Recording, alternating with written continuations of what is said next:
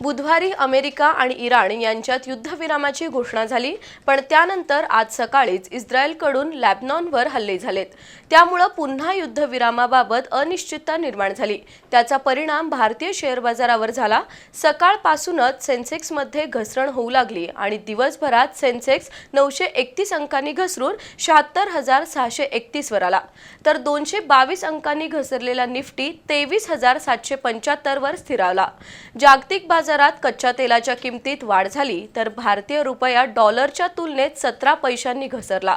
जगभरातील अनेक शेअर बाजार आज खाली आले।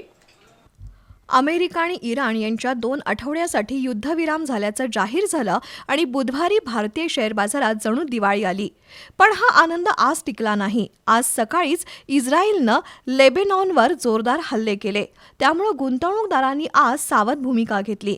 सकाळपासूनच सेन्सेक्सची पडझड सुरू झाली आणि दिवसभरात 931 अंकांनी खाली आलेला सेन्सेक्स 76,731 वर थांबला, तर निफ्टी 222 अंकांनी घसरून 23,775 वर स्थिरावला।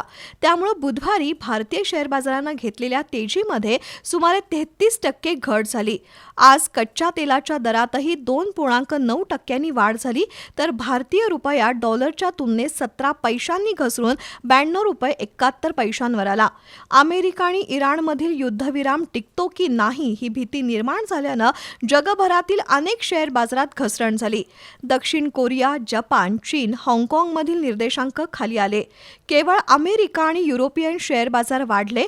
जोपर्यंत युद्धजन्य परिस्थितीवर कायमस्वरूपी तोडगा निघत नाही, तोपर्यंत शेअर बाजारातील अस्वस्थता कायम राहणार आहे।